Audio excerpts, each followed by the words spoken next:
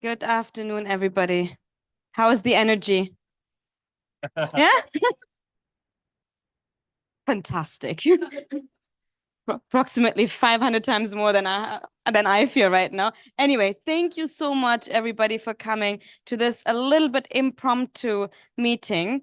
We actually want not the two of us to speak that much, but you to speak. It's a meeting. We just had the ministerial meeting on urbanization and climate change this morning. We did have a joint outcome statement on urbanization and climate change, which I'm happy to talk about a little bit more. So what we wanted to do is get some feedback, get some inputs, get some thoughts and ideas from everybody who's here, and just get a sense of the room, especially since we want to do this again at COP30. First, Gino, some thoughts from you, and then I'll happy to talk a couple more words about the ministerial. Thank you very much, Leah. Our good friend and colleague from UN Habitat. You have all seen her in action this morning and the days before. My name is Gino van Beek. I'm the Secretary General of ICLEI. Welcome to this meeting. Indeed, as Leah said, this is really, we want this to have a conversation style. So I would like to, and I know that you can speak immediately on all of the draft declarations that are ongoing. Here, our colleagues further from ICLEI can speak a little bit about the overall global stocktake outcomes, which is going to be a part of the decision package of this COP at the end of the COP. But before we do that, I think, Leah, we should just ask some of the people here who have been following now the entire week, your reactions and your feelings around local and subnational government being here at the COP, and how you have been perhaps if you were in other COPs, how you have been seeing a elevation of the work being done. And I see that we have a number of people here very close to local governments who are elected leaders as well. So perhaps if I may be so impolite, but immediately look towards our members from the Committee of the Region. And I know, would it be fine for you to just give your very impressions on this week one, Madam? Thank you, Alison Galilan, Dublin Committee of the Regions, and there are a few other colleagues here. Mr. Chauvet is here as well. Compared to last year and previous years, I think it's been amazing. I think the fact that we have united over the year into one common voice, North, South, East and West, has given us real authority. And I think it's also probably beneficial to the presidency and to the various ministers and whoever we integrate, because that voice is the same, the message is the same. And I think that's a huge advantage, because it doesn't, it's clear. It's clear that we all want the same thing. The Local Climate Action Summit, congratulations on us being present on that, and the people who organised that and organised speakers for it. The CHAMP initiative, I think, is brilliant as well. It really puts a marker in place and challenges countries to sign up to it, but also to enact that collaboration. And having it, relating it to the NDCs that we have to have for 2025 is so concrete. And I think it was quite evident from the ministerial this morning that we need more of those NDCs to actually specify local and regional municipal governments, to specify cities, specify urban areas. And I think that was made clear. The various ministers and party representatives hear that. I think they know now. We've been really strong. We've been really strong in communicating that message, and I'm very encouraged. I know we had a meeting update with the Commission yesterday, and you know it's still touch and go for the outcome document. I think the next week we really need to reiterate that voice and to keep signaling that yes, we want it. It might be a small thing in the negotiations for phasing out all fossil fuels, but it's an important one for us. And it's really important when it comes to implementation. And I think we have to hammer that home, that everything is great on paper and all these outcomes and all the statements, but if it's not happening at local level, it's not happening full stop. So thank you. Thank you very much. Taking some more comments, I'm looking here towards our representatives from CEMR to Remaining Europe, both here from the Norwegian Association, as well as our member from lady here, Response for Climate. Can you give your comments first? Yeah. No, of course not. Thank you for having the opportunity. I'm Ole Gran, coming from the Norwegian Association of Local Government, but I am together with CMR at this COP28. I was not close enough. Okay. Anyway, I think there's been a very positive situation from the very beginning this time. Last time I was in COP was in Madrid, you know, and that was more a gloomy situation than we have at the moment. And I was very impressed about also the meeting yesterday afternoon with Al Jaber with the meeting the constituency, because that was with the LGMA constituency. Yes, you mean? Yes. Because that was really the opportunity to know a little bit more about the man and what he was thinking, you know, and it was a good dialogue, I would say. That was he was sincere about what he wanted to have of the outcomes. But of course, that we know, being on several COPs, that this is not end of the road. This is just to really make a bridge over to COP in 2 years in Brazil. So all in all, I think the work starts when this COP ends, and we have to go back to our countries. And I already used a lot of time with the Norwegian delegation here and try to push them forward, you know, because they are not always up to all the things back home. So this is also important to remember, that we go through the COP and go back to our countries to try to push further. Thank you. Thank you. Go ahead. Yep.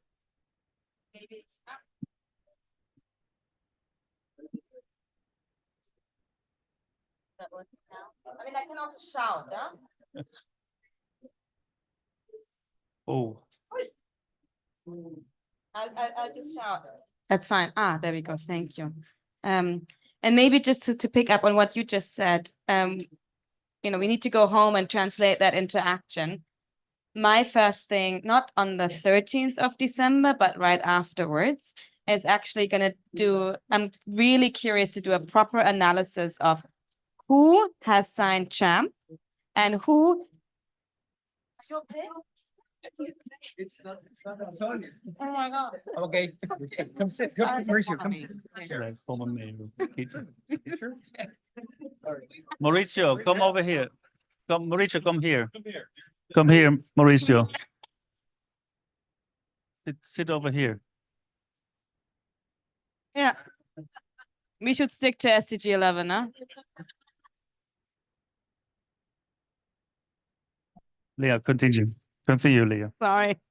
But it's to do, okay, who has signed CHAMP as an initiative, and how is the urban content of the NDCs looking? And then doing a proper analysis of who has signed CHAMP but actually only has weak urban content in their NDCs or moderate urban content in their NDCs, and then saying, you've signed this. This is your current NDCs. What do we need to do to support you in order to make sure that when 2025 comes rolling around, your NDC looks different? So that's what I'm going to do on the 14th of December, because I think that's actually a really good analysis to then, you know, what is happening and what has happened and where do we need to go. And I totally agree with you, Leah. And I think you will find on the 14th of December that a number of the endorsers really also have already good urban content, but also, and that is, I think, more important, those who had a low urban content or not at all are also being endorsing now. And that is, of course, a very good step forward. At the same time, I must say, I am also, in that sense, surprised to see that, for example, nations like India, China, they have very strong urban contents. However, they have not yet endorsed. So we are looking towards, and we will be continuing working with them to convince them to endorse this. But we do know that they are already. China, because of its particular situation and constitutional situation, is of course able to work very closely with its other levels of government.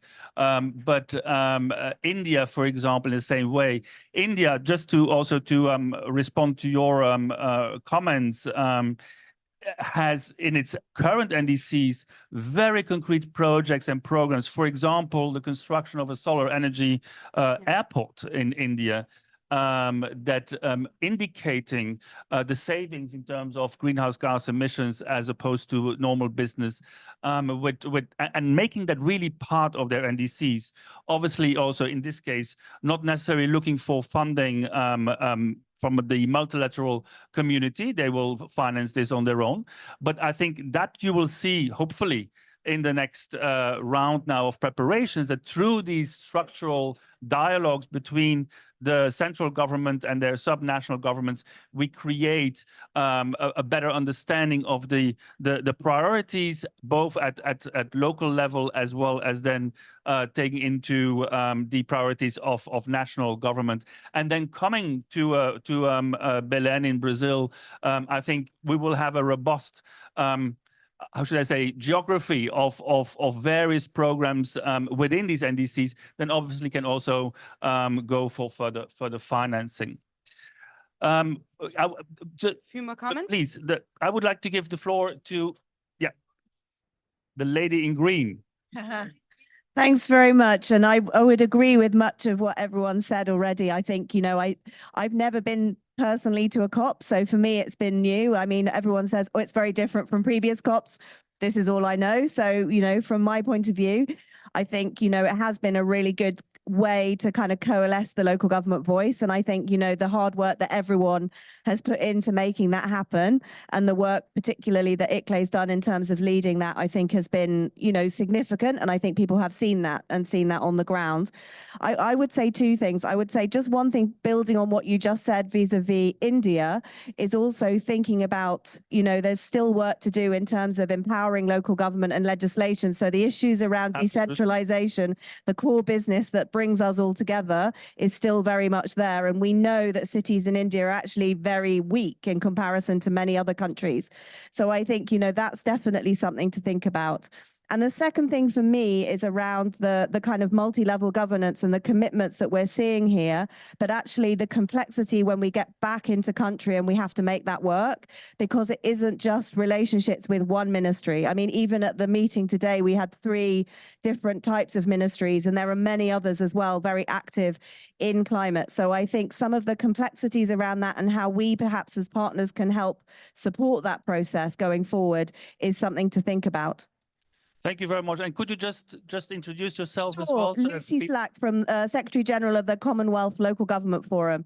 So we work across Africa, Asia, Caribbean, Pacific, and Europe. Thank you, Lucy. There was another demand for the mic. Yeah.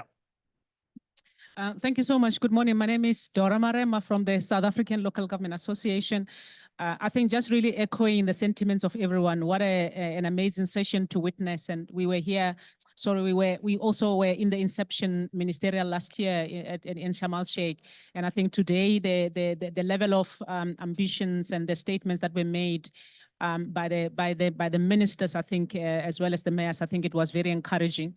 I also just want to highlight that I think going back home, yes, it will be great for us to get some kind of a record in terms of who said what, who committed what. But again, most importantly, by sharing that information, we are able to support one another across this network here, based on the commitments that our countries have made. When South Africa, for example, they spoke about the bill that that will be passed soon, and what are some of the support that is being given to local government to fulfill their own obligation. We might be able to share that experience with another partner here. So I think I see it also as an opportunity for us to be able to, across this network, vertically and horizontally, to be able to start sharing what are we learning, so that when we come back next, we can be able to report on what has since transpired. Thank you. Thank you. And we will need to work on South Africa in particular. They have not yet endorsed CHAMP. So we'll, can I ask our, oh, Did you want to you were first here? Okay, there we come. Okay, it's fine, it's fine, it's all good. We have time, good. Okay, thank you. Good afternoon, everyone. I represent Cascais, a local authority in Portugal. I'm an elected member. I think what happened at this COP, and I've been to COP since Copenhagen, was really long overdue. This recognition and acknowledgement of the role of cities. I think CHAMP was very important, but and whatever happens at the final outcome, whatever language goes into the final text will also be very important. However, as you were both saying, let's not just stick to semantics.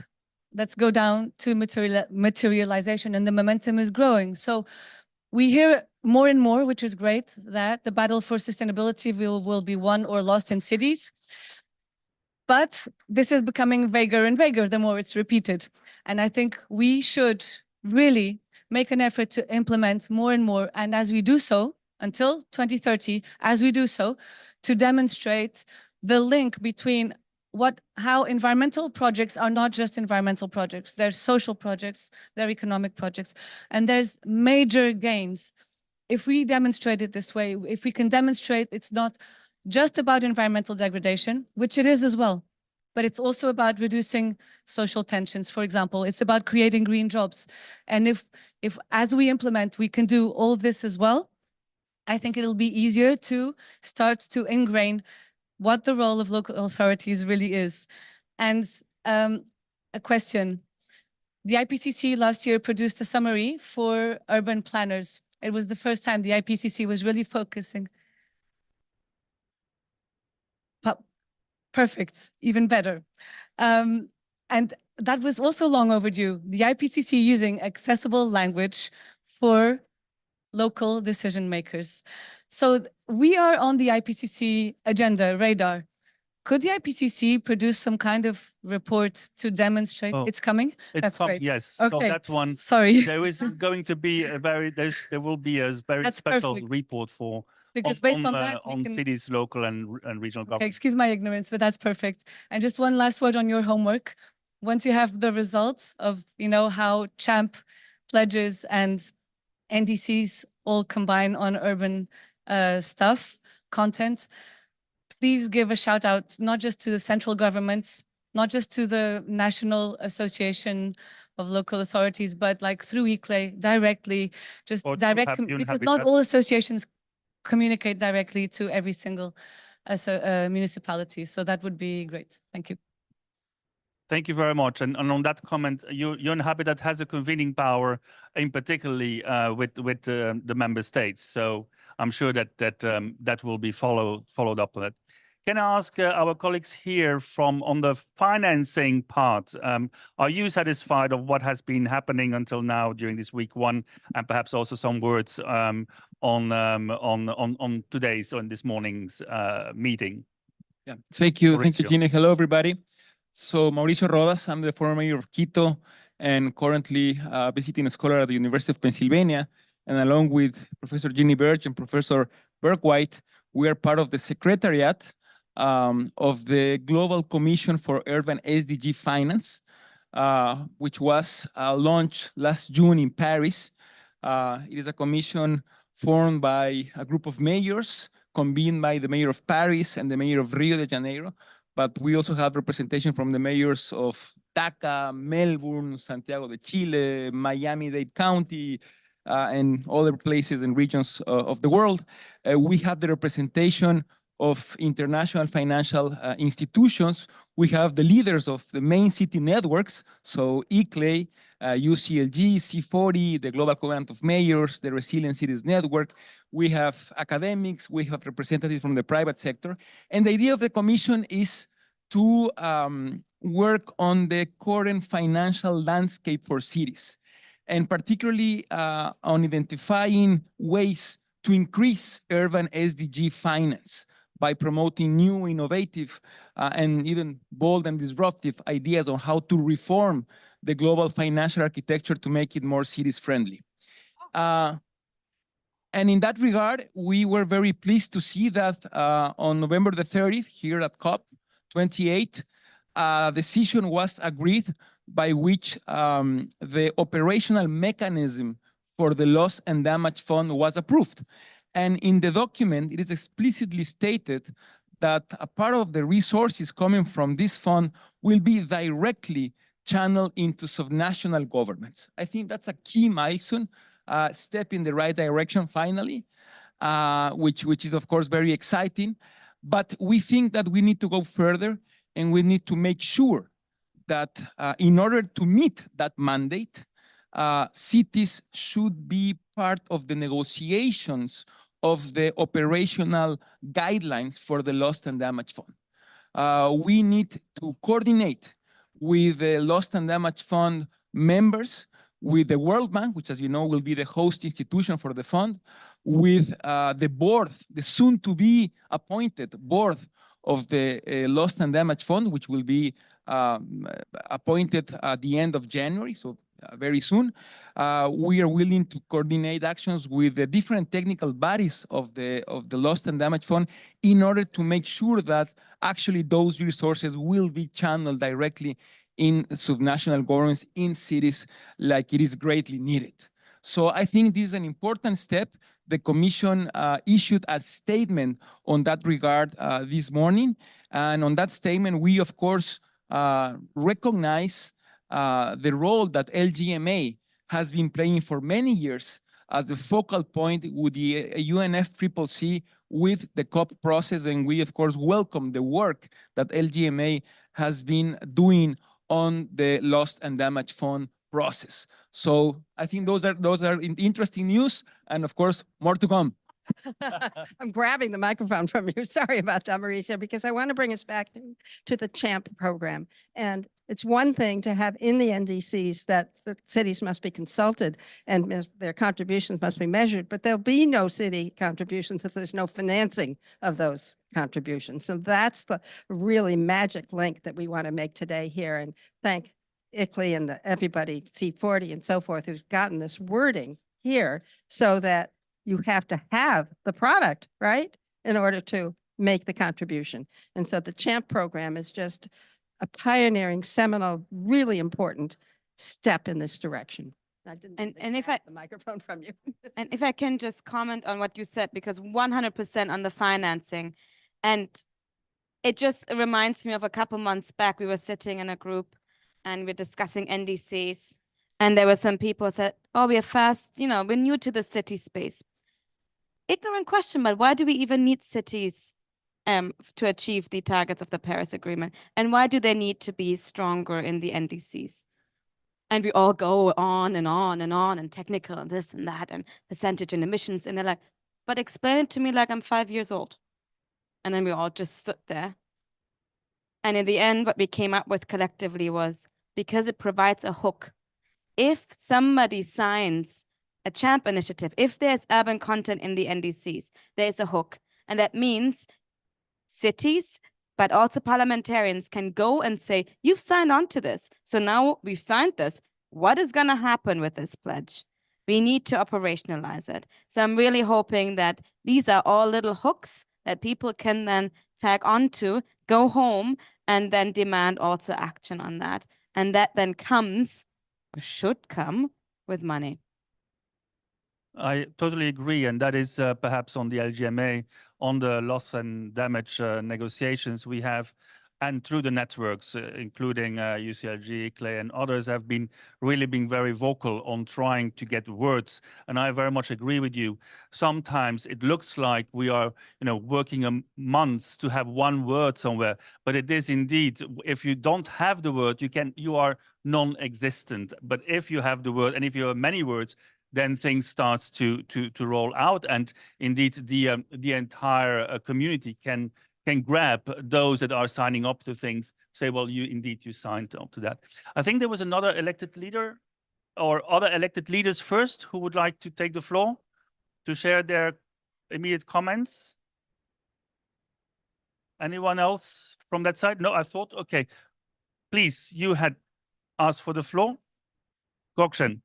Hello, hi, I'm Gökçen. I'm from ICLE European Secretariat. I've been following the global stocktake negotiations because one of the key things that we are trying to achieve here is to have that wording in the global stocktake text, which is crucial because it's taking stock of what we collectively did as parties and as kind of non-state actors since Paris until today. And then also it's looking forward, what should be the recommendations to be given to kind of for the NDC revision.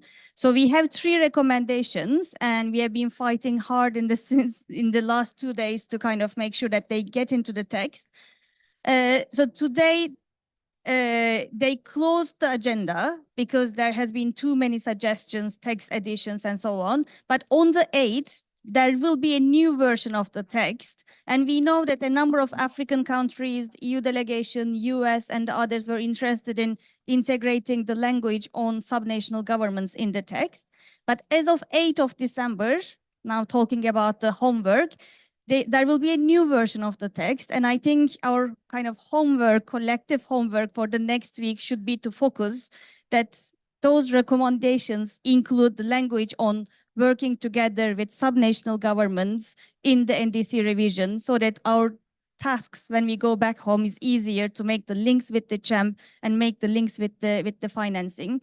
So it is just a heads up that as of 8th of December, we will come back to the issue and we will ask all of you to reach out to your national governments to make sure that the text is there so we can have the necessary language. Thank you very much, Gökçen.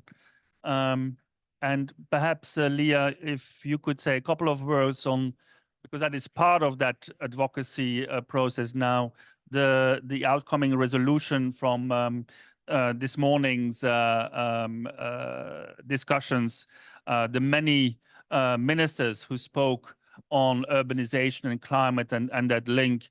You, with the COP presidency as UN Habitat, are trying to bring that together in a good resolution that will also flow, hopefully, and linked up to the overall outcomes. So a couple of words perhaps on that draft. Sure, and I think there's a PowerPoint. So Joe, if you wouldn't mind putting up these slides, just really briefly. The next one. First of all, just a quick picture from the room. Wow, great. Great. Yes. I mean, this is this morning, and there was a family picture. And if you saw that, and we counted, I think, what was it, almost 60 national ministers or ministerial level representatives were in the room for this ministerial meeting. And I mean, the room was full. I am, sitting on stage behind the moderator, seeing like almost, I mean, every single seat taken. Fantastic. I mean, really, the room was full of energy. And people with lots of energy and interest of talking. But also just to say, quick reflection. Last year we had the first meeting. This year we had so many ministers who were like, but I also want to speak, and I also want to speak, but I also want to speak, and I want to come with 2 ministers. And we are all really interested in contributing to this topic. That's fantastic. I mean, just the interest, the increased interest within 1 year to come to COP, to attend this ministerial meeting, to contribute to the discussion has been phenomenal. And maybe, we spoke afterwards with the Minister of Cities of Brazil, who said, I want, more cities, more urban agenda in Belém. We really need to make this a core topic. So that's, of course, really exciting to see that this is something that we hope we can push forward and we can continue with. And if you go to the next slide. Oh, is there a next slide? Yeah. Oh, see, this is the family picture. And just this one here, we have a draft outcome statement. And what's very exciting is actually, this is not only from the ministerial meeting. This is from both the Local Climate Action Summit and the ministerial meeting, because we said, why do we need 2 outcome statements if in the end it's two events that have the same message? So we've created a joint outcome statement from the LCAS and from the ministerial meeting that will be presented to the climate negotiators for their deliberations. It's short and sweet, 1.5 pages. Nobody has time to read more than that, but it really calls on COP being such a collaborative, inclusive, and ambitious multi-level climate action, really having this unprecedented mobilization and giving recognition to that. Of course, then drawing on, maybe had the LCAS, we had the ministerial meeting, and then summarizing what I would say 10 key outcomes there. And I'll have to use my cheat sheet on my phone to look at that. But if I summarize, it's encouraging all national governments to advance the necessary mechanism for multi-level climate action, is welcoming specific references to multi-level action in the GST, and of course, recognizing the CHAMP initiative, and then asking, and then recognizing the CHAMP initiative, also giving recognition to all the other initiatives that have been out there, all the other previous work that has been there, that we need to build on, and that we need to use as mechanism, taking note that there's been over 11,000 cities who have climate action plans, and that we need to build on this as a mechanism. And then welcoming the agreement on the loss and damage fund, and then really encouraging national governments to deploy climate finance, but also encouraging local governments to accelerate their climate action plans. And then recognizing that this is a big opportunity for local climate action to achieve sustainable urban development, but also in line with the 2030 agenda. And then encouraging to have these meetings, these ministerial meetings, but also local climate action summit at future COPs, really making the connection to all of the other ongoing events as check-in points, to really take stock of what has happened. And then, of course, encouraging all the climate negotiators to take these events and these discussions into their deliberations in the final negotiated decisions of COP. Thank you very much, Leah. I'm looking towards my colleagues at GCOM, and Agat, perhaps you would like to add on, if I can. Yeah, Mike is coming. If I can just ask you for some comments. Thank you so much. And I'll stay seated if that's all right with everyone. I was outside and I don't want to be the next person victim to like a heat stroke or poor hydration. I'm feeling quite queasy, but I'm really pleased I can be here in this town hall. Thank you very much, ICLEI and UN Habitat, for hosting. And it's really encouraging to hear from everyone. There's very little to add. I think we are so beautifully all on the same page. It's really, really encouraging. There's maybe just 2 reflections that I'd love to share with the group. I think we've talked about the homework we have left in the week ahead of us. I'd like to talk about the homework we have over the next 2 years. It's a really important window of time until the next NDCs are due. I think that's enough time, but it is also, not a minute to lose. And I'd like to comment, because I've had really interesting conversations with cities who sat down with us and were like, tell me exactly what CHAMP is. Tell me exactly what it means for my national government. And I'd like to give the example of Paris, who I don't think has a representative here right now, so I hope they don't mind me speaking on their behalf. But as a good example of what us as the local community can do after COP. Tomorrow, there's a big event in Paris about climate, and the city really understood the opportunity that CHAMP represents, and they're going to seize the opportunity of their national platform to raise awareness amongst the whole territory, amongst all cities in France, to demonstrate that here at COP, their national government have taken a commitment to collaborate with them over the next 2 years. And I think it's really critical that we have this sort of pedagogical work almost between the local level and the national government, where all of us are really excited about the CHAMP commitment, but let's take it home. All of you, let's take it home, take it to your peers, make them understand what a fantastic opportunity this becomes for dialogue with the national governments, and to put gentle and encouraging pressure over the NDC process so that it can be inclusive. So I think that's my message for us as a community. There is a part of work that falls onto our shoulders when we all go back home and we start translating CHAMP into actual inclusive processes for the development of NDCs. So that's really the first thing. And then the second is I really want to take a moment to really appreciate, and I know I've said this a gazillion times at this point, but CHAMP stands on the shoulders of giants. We have been able collectively this year with the support of the presidency, with the support of Bloomberg Philanthropies and the whole LGMA community to achieve this commitment, because there are decades of advocacy behind us, because the Paris Agreement recognizes that all levels of government are critical to implementation. So we really are the sum of our parts, and far more now, because we can now count on to really inclusive, hopefully, collaboration with national government. So congrats, giants. Thank you. Thank you very much, Agathe. Thank you. Ladies and gentlemen, any more comments? Please. CHAMP's going to be referred to? We hope. This is what Gulshan was also saying. There are a number of decisions that will come out under the COP presidency. They need to be agreed upon by all of the parties. So we are now requesting that referencing is being made, and we will do from after tomorrow. Take up that advocacy until the end. This is the moment. This is also okay.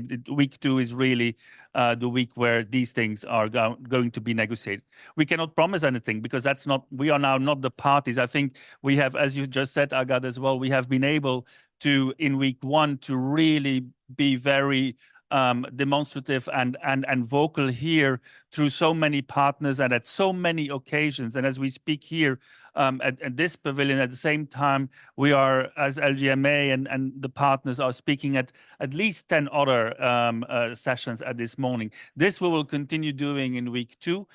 Obviously, all of that geared towards having good referencing, and that we have something stable in terms of the outcomes. Yeah.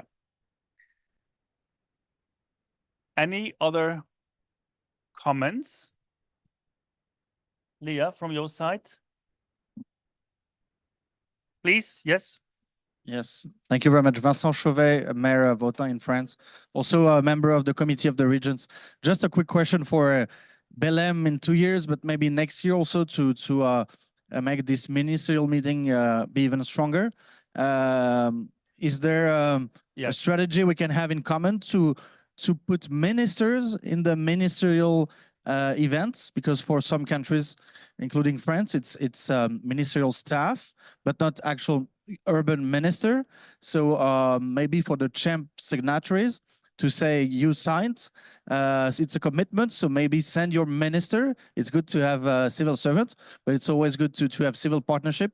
And also one thing that I saw, which was great, is that some countries share their speaking slots with mayors, or took mayors side by side. I think it's a great. Finland did this, and I know also Germany. Yes, so it's also a good point in the organizing of this ministry. It was full of people. Maybe we can have more mayors taking the floor and more ministers coming instead of staff. Thank you. Actually, thank you. Can I? Oh, go ahead. Maybe Go just ahead. to say, there were actually very few staff.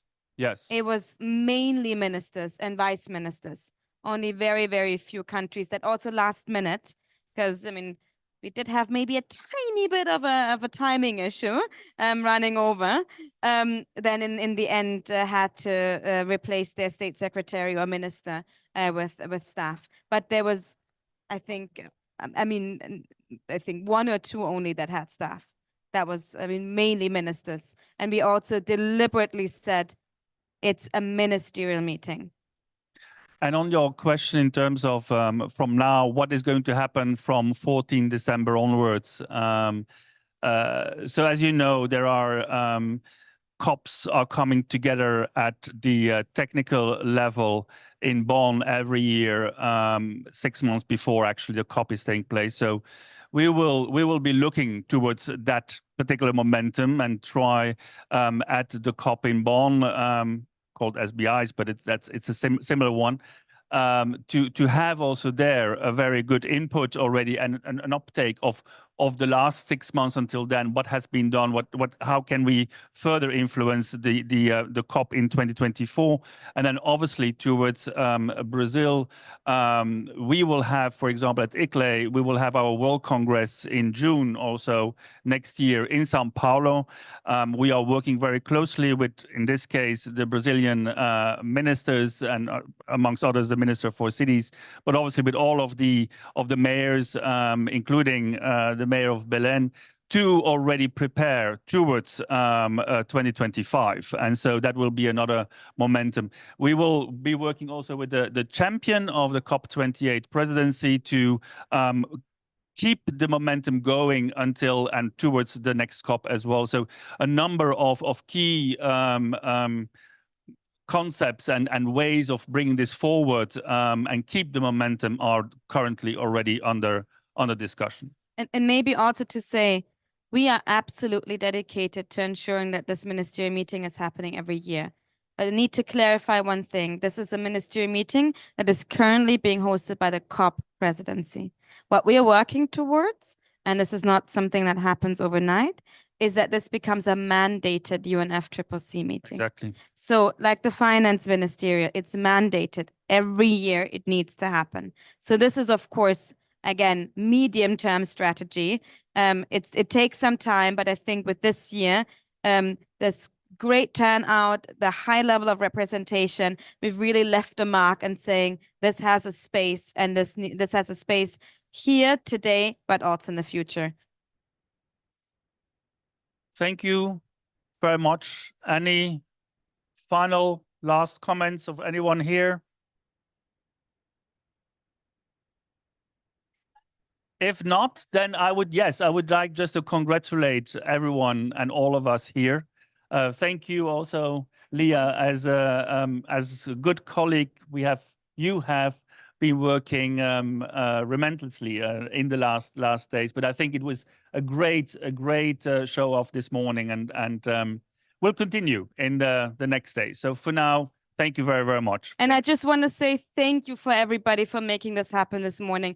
You've all been helping to mobilize your ministers, your mayors, your networks to really come to this meeting. So I think I'm quoting Agathe saying it's the work of giants, and that was also visible this morning.